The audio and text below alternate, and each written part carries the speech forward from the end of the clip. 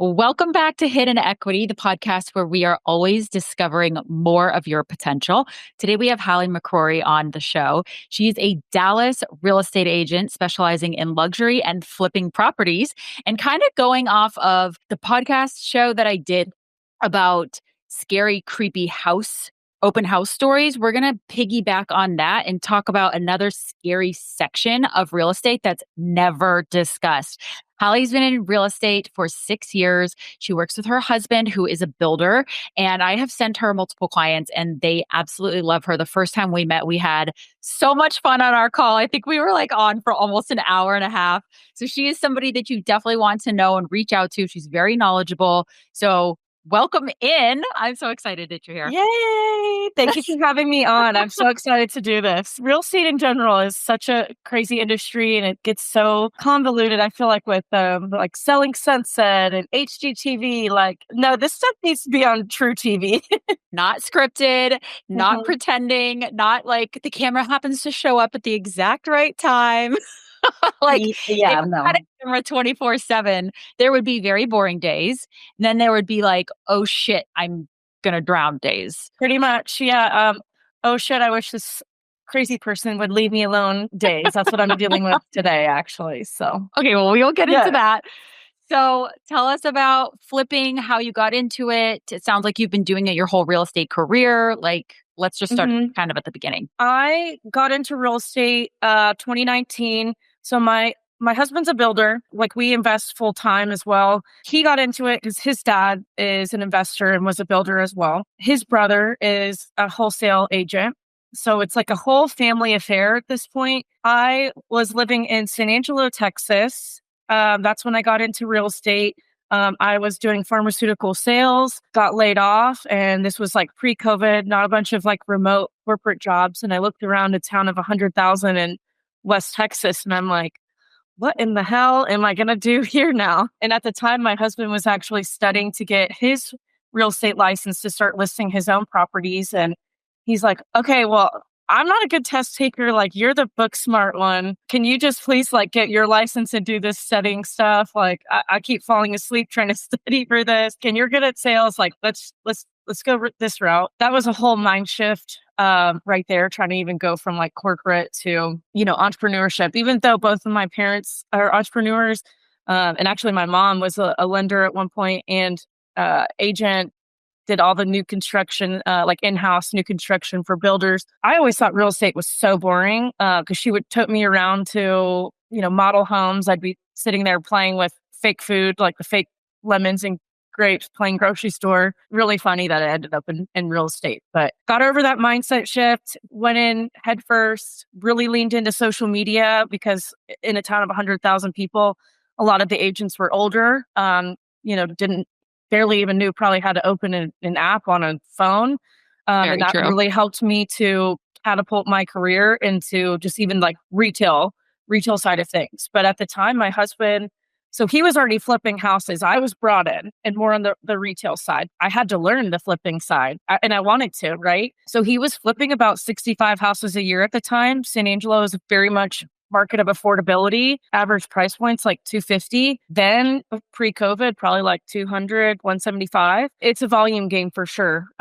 Few spec homes here and there too. He didn't get into custom until interest rates went up. But yeah, and then I started, scouting out for opportunities for flips. We do a lot of buy and hold as well, rentals, owner finance, that kind of nature as well. So that's the question I want to know is did you have expectations going into it, or did your husband sit down and brief you on, listen, this is what you're probably thinking, but this is actually how it goes in real life? Because anytime you start something new, it's shiny, it's gold, it's glittery, you have extremely high expectations, you're excited, and then all of a sudden you get into it, and that first 3-month learning curve, potentially longer, you are full of doubt and uncertainty, and why did I make this choice, and am I cut out for this? So that's why I'm curious, what was the difference between what you thought was going to happen and what happened in real life? I think expectations were already set a little bit because he would come home and talk about things that were going on or start talking about the process. And I would be inquisitive, what did you buy that house for? How,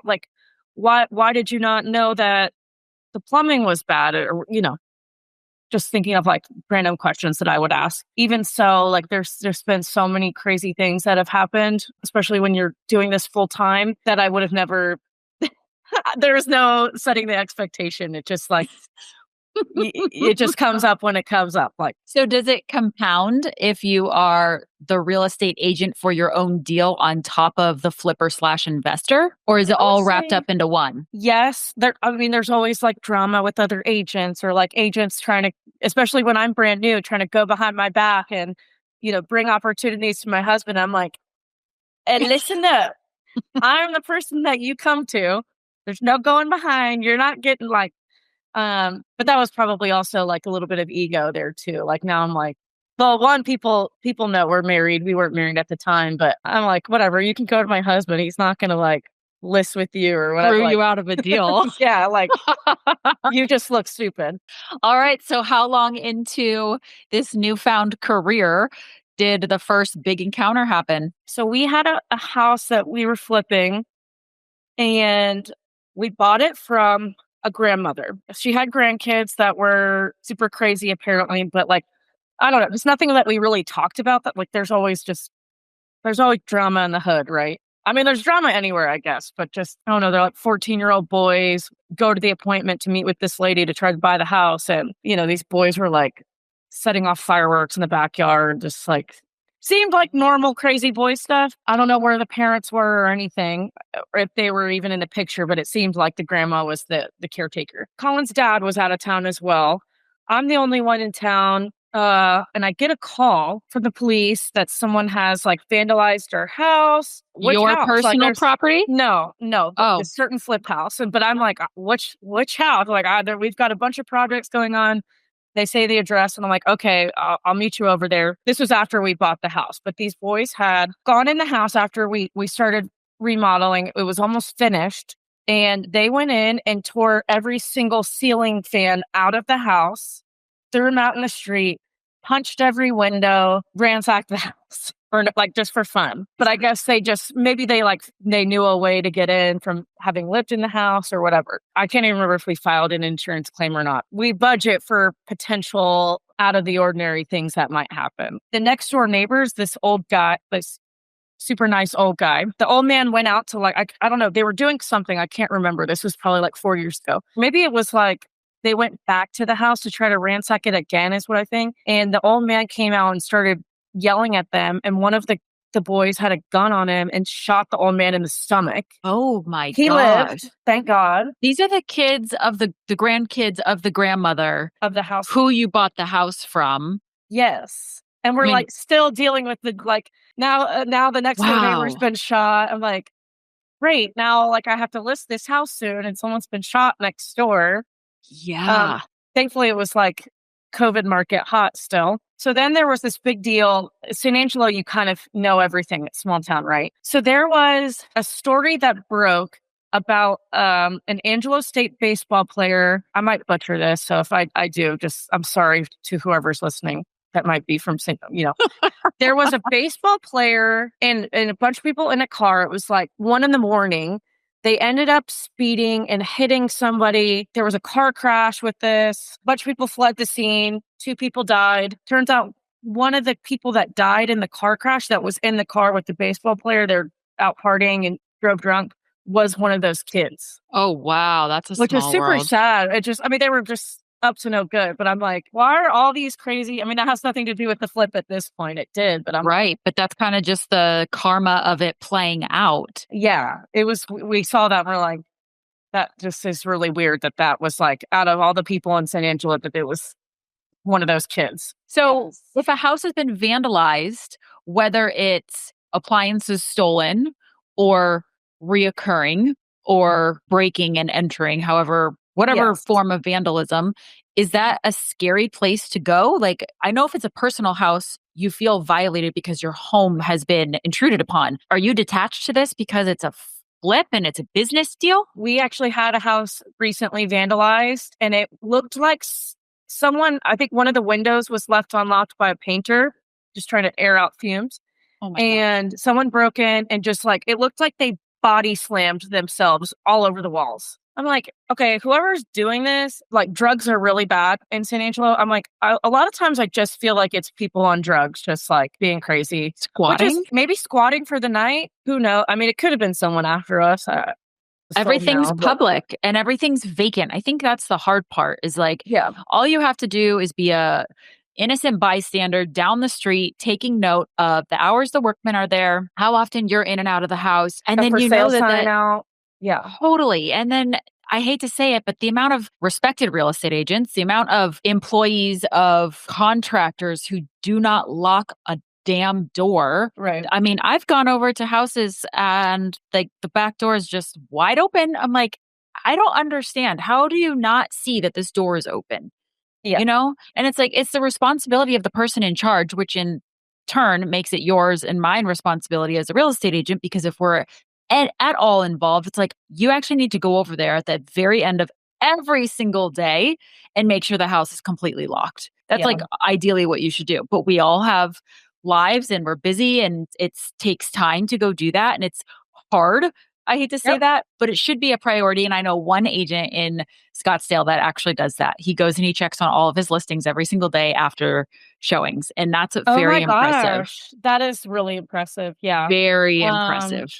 but like when we have multiple projects on the ground, it's really hard to do that. Well, you have a I mean, job on top of it. It's your job is not yeah, just to make sure that the house is locked. You yeah. have actual job and clients and meetings. But yeah, anyways, back to your question. I feel like I probably should be more scared, but I don't know. I always have some sort of weapon on me. If it's not like a gun, it's mace or, so I'm Something. like, So you're very aware when you walk into the house. I mean, I feel like by the time you get there, which I could be wrong, they're probably gone. Have you walked in and people are there? I personally haven't on any of our houses. I have walked in on a squatter on not my own listing. I Mhm. was actually out showing commercial property. So I was with my friend who was looking for a boutique in San Angelo for to start one. She's got a successful one now. We were with her husband, thankfully. We were downtown San Angelo, which is like homeless people heaven. And we go into this building and there's this big old man in there and he's just looking at us like deer in the headlights. So he's scared of us. And I'm like, are you supposed to be here? Like he clearly wasn't, but I was like, hello, are you supposed to be here? And he's like, no, please don't call the police. And I'm like, well, get out. Like, I'm like, get out. Like, then I'm like, start to panic and he scurries out. And thankfully, I mean, we had a other burly man with us, or my friend's husband. But who's to But say if we still, didn't have him with us, he like would have attacked us out of fear or and you have whatever. no But idea what state that person is in. Maybe no, it's an especially a homeless innocent. person. Like, Yeah. That's the scary part. Is it's mhm. almost like while it's not their territory, you're walking into their territory Yeah, or when just they're like he squatting. had no clue anybody was coming. He was shocked that we were there. That's my Hello, my only dude. squatter story. We've had squatters in our like rental properties or like houses we're flipping, and we've had to go to court multiple times to try to get them removed, which is absolutely insane. What are So the we'll squatters' actually rights in Texas? you have to go through like a court process to Yeah, evict them. But as of September 1st, that actually became way less strict. There's a bunch of House bills that were passed, and that was one of them that was like, you don't have to go to court to evict a squatter. Like, you can that's immediately call the good. cops now. So, yes, very good. That's great. Yeah, it's Very an good. eerie feeling. I took over a listing where they had a gentleman, my client, the seller, was renting the house out, and they had a Mhm. property management that was just one of those where you like give a code and you get the key out. Whoever went in left a door unlocked, I presume, and they were just going in and out. Like the sheets were all used, there were crumbs all over the floor, there were hairballs Mhm. everywhere, the toilets were disgusting. And this guy lives out of state. So I call him up. I'm like, hey, I was like, I thought you told me the house was vacant. Like, I had no idea. And It he's didn't like, click for you. no, it's in Scottsdale. Like, that does not happen in Scottsdale. And he's like, yeah, it is. I was like, dude, somebody's living here. And then it kind of clicked in that eerie feeling. Oh, yeah. Like, You're like, what if they're in thank here? you. Totally. Because again, they might hear or see you come in the front door, the voices, a female's heels on the floor, whatever it is. Thank God I had Mhm. my assistant with me. So I wasn't alone, but the fact of knowing that somebody was in there, that just turns into a whole different thing. And I have to say, like, I do feel like it changes the energy of the house and you have to disclose it. So that's not exactly something that you want to put on the seller disclosure. Okay. So, do you guys have to disclose that? if someone's squatting or like Yeah. You someone have to just has. anything. I don't think there's anything about like saying like a squatter has been in there. I mean, if someone's currently squatting in there, like kind of Different story. whether whether They're the gonna rules know. are, yeah, exactly. Yeah. I don't think that we have any disclosures about. Is that like a checkbox on your seller's disclosure? No, it's not a checkbox, but it's just kind of like any knowledge that you have about the property really should be relayed. So it would Yeah, probably go in the that's other fair. section. Yeah, that's uh, fair. I mean, yeah, probably. Yeah. yeah. Yeah, But that's a good point. I don't think there's any specific. It's not like if somebody died in the house, whether you do or you don't have to disclose that. It's not as strict as that. right, right. Yeah. So, what has your worst experience been? So we have a property right now. It was set to close 2 weeks ago. It's actually technically a condo, but it's actually set up more like a half duplex because there's an attached other unit to it. Mhm. Put it on the internet. We got multiple offers, and actually, the lady who owns the other side, the other unit, is buying it. She's been fabulous, and has been really understanding through this. But the guy who sold it to us has an ex-wife, and she, like, probably 3 weeks ago. So we were supposed to close on it actually not past Friday, Friday before. Week and a half before that, we had his ex-wife, who we now know they've been divorced since 2013, and we bought this year. Well, after. Yeah, called my husband out of the blue and was like, "You're committing real estate fraud. My husband or my ex-husband committed real estate fraud. I still have ownership of this property. This property is mine. I was supposed to sign off on it. You guys threw away all my stuff." Just on the one side. Right. Was And it so a vacant house? I'm probably going to interrupt you a lot. Is it a vacant house or there were tenants living in there who so? now we figured out were, I don't know if it's their kids, but at least her kids. Investment property. It was disgusting. We cleaned it up a little bit, and then we were going to flip it, and then ended up putting our money into a different property. So we decided to sell that one. So we had to end up filing a claim on the title policy from the title company that we bought it through. Even though nothing was for sure yet, she came to us and was like, "If you don't pay me $100,000 in 72 hours, I'm going to sue." And we're like, so we call our attorney. You know, you just never know. So we've got an attorney on call. Shout out Sherry Tipton for taking care of us always. Like, I feel like she's like always 2 seconds from firing us. Just kidding. So you end up having to file a claim, like an insurance claim, on the title policy. We're in contact. We tell the lady, like, don't contact us. You contact the attorney. Attorney tells her the same thing. She's still leaving us voicemails, being super crazy, sending us crazy texts. So the title company's attorney gets assigned to us.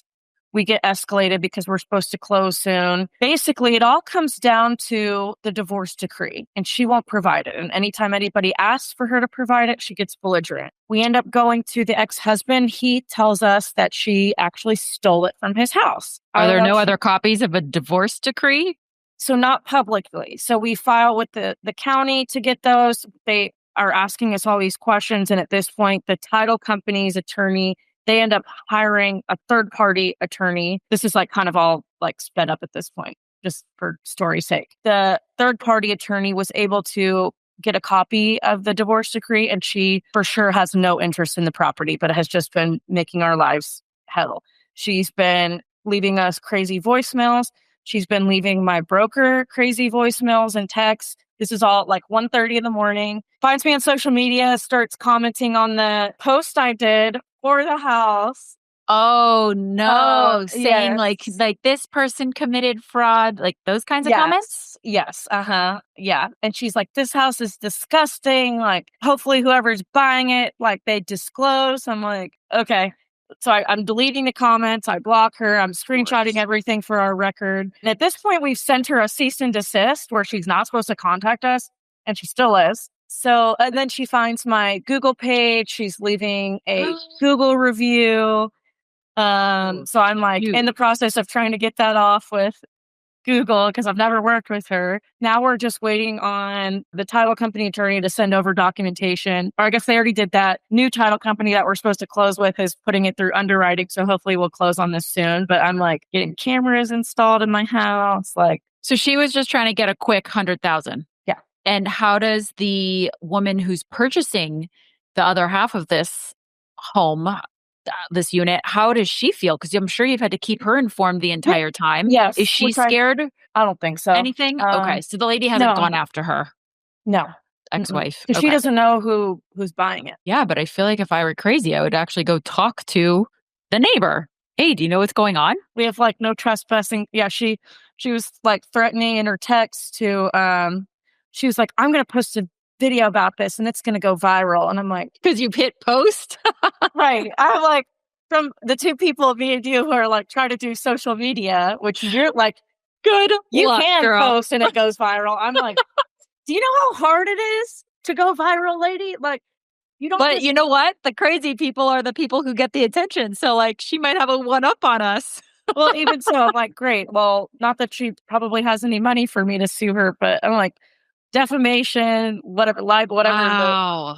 I'm like, whatever. We're not like, if anybody messed this up, it's the title company. It's not us. That'll be You're an just, interesting outcome to find out if there was a discrepancy in what the title company there wasn't. provided you.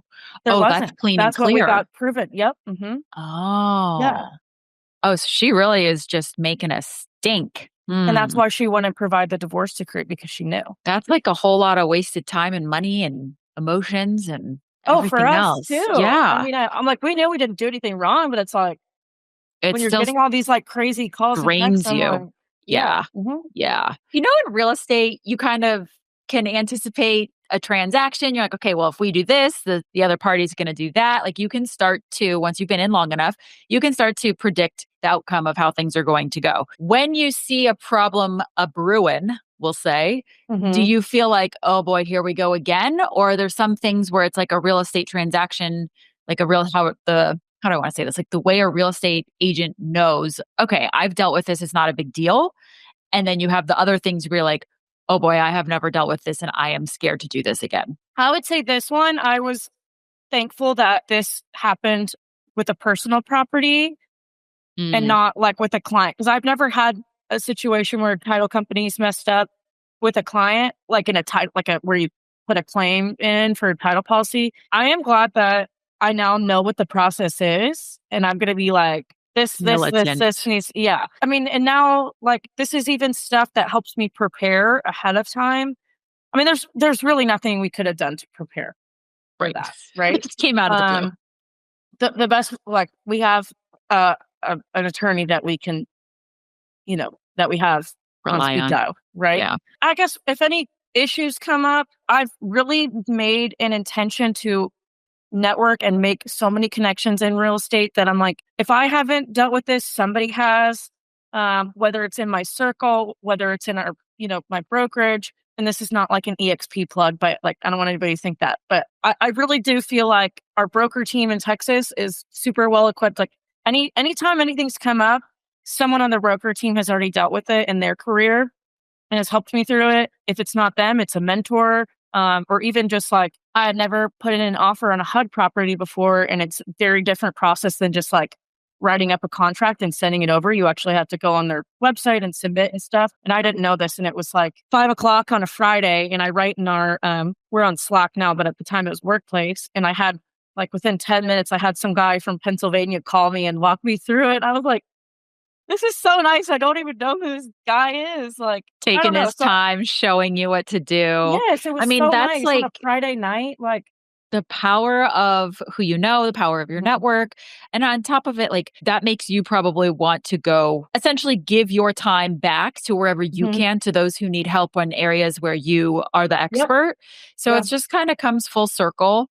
Mhm. That's a great way to look at it is like you're actually not that scared of anything because you have such a Yeah. powerful force of people behind you to make sure that everything gets done. That's pretty Yes. cool. And I'm like, at the end of the day, that's why we pay for errors and omissions too. I'm like, Yes, it is. I'm not going to stress about it until like something actually happens. Because worrying about things, worrying about what could go wrong, that's only going to like manifest it more. I feel like that's my stance on it. Or you're just going to worry yourself into like not living life and being present. Easier said than done sometimes, but Much easier said than yeah, done. right. Yeah. Have you had any, I guess this one that you just shared, I was going to ask about your reputation. Like if there's been anything, do you feel like oh, I'm a little nervous because that's something that you cannot control. Like you said, you're trying to get ex-wife to her comment to be removed from Google, which is not an easy process. Uh, so like, do you ever get nervous that being involved in just the ugly side of flipping Right. Mhm. can ruin your reputation or whether it's word of mouth or online, it doesn't matter. Honestly, obviously I'm biased. It's my husband. But Yeah. honestly, I feel like I don't worry about that. I know I control my processes. I've got like my operating procedures that I follow on purpose, preventative for any issues to come up. And then my husband has been being a builder, whether it's, flipping a flip house, a new construction house. He is very good about if someone calls him with an issue, even if it's after closing, beyond the warranty, he's been really good about addressing issues and making people feel like they're being taken care of because that's just who he is. So there's a flip house that he did, and 2 years had gone by, and we were driving through the neighborhood where it was, and we drove by it, and he saw paint peeling on the side, and he's like, that shouldn't be happening already. So he ended up going by, stopping, knocking on the door, and letting them know, like, hey, I want to take care of this. That should not be happening this quick. And he got that done, and they were so thankful. Like he didn't have to do that, right? They were so thankful. They ended up giving our information to all their different family members, and we closed 3 more houses with family members or friends of theirs. And that's not why we do that. That's an Of added course. bonus. I mean, karma keeps coming around in this podcast. Maybe that's the theme, but like, how special is that, right? That's But super special. and I But it know also is again, like a special heart, a special person. Because my personal opinion is people don't care these days. Here we are in 2025. Everybody can have anything they want, whether it's a date, a workout, Amazon package. It does not matter. It is available to you whenever you want. Therefore, the level of care has gone out the window because people don't care. They just want the instant gratification. So when you have somebody who's driving by on a random whim and stops at the door to fix it, you bet your sweet butt that I'm going to tell everybody how great this person is. And like, that's who you would want to work with too, because it's a feeling. And that's what real estate is at the end of the day. It is just a feeling. Yes, yeah, we sell a tangible object, but good Lord, if you can't make that person feel special or important or cared for, you don't have a client or a business for that yeah, matter. yeah. I agree with you. Everything has gone very transactional, and I mean, I was listening to one of our like state broker meetings. There was a lady that was on. I'm blanking on her name. I want to shout her out. What we do, and it's such a relationship based career. It's hard because a lot of, especially like investors or like high end clients, can be very transactional. They're like, okay, I want to do this property with this property with this person. But then when you see them working with someone else, it's like, Little stab stab me in in the the heart. heart. Yeah. But she's like, don't like that. That's just the way things are in this day and age. Like, don't ruin the relationship. Don't block them on Facebook. Don't send a nasty, like, or like, subtweet, like, whatever. Like, oh, I saw you bought this with the, like, keep the relationship open because if you go above and beyond and you provide good service with them, you don't know that that other agent is going to be as good as you or like what could happen. They could totally end up coming back to you. I think on the other side of that too, with everything being so transactional, it's so easy for people to just write people off like that. Me included. I'm kind of a grudge holder. Not gonna lie, I want to be better about that, but like Note you to never self, don't get know. on Hallie's bad side. I know. I think we all need to have more grace in this day and age and value our relationships and not be so quick to shut the door. Great That's note to that. end on, to be honest. I know. I love like business values, life values. We just got a whole bunch of stuff from you. Yeah. Oh, that was great. Thank you for simply scratching the surface. I know you have a lot more stories, a lot more to demonstrate about everything you've ever been through with this, but it's really fun to hear. Obviously, not that it's at your expense, but it is fun as an outsider to kind of Yeah. hear, like, oh, okay, maybe I'm not missing out on this. Or maybe those TV shows I watch in 30 minutes aren't really telling the truth. Yeah. And I think that's where most people, just as you opened this up with, a lot of people just rely on social media to almost fill their fantasy of real estate and Mhm. what it means to be a flipper and to sell real estate. And it is a lot.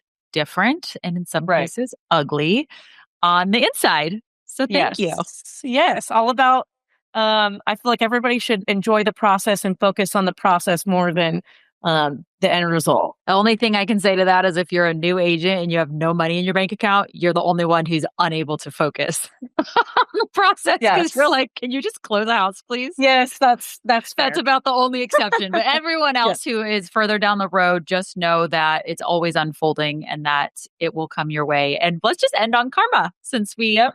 keep talking about karma.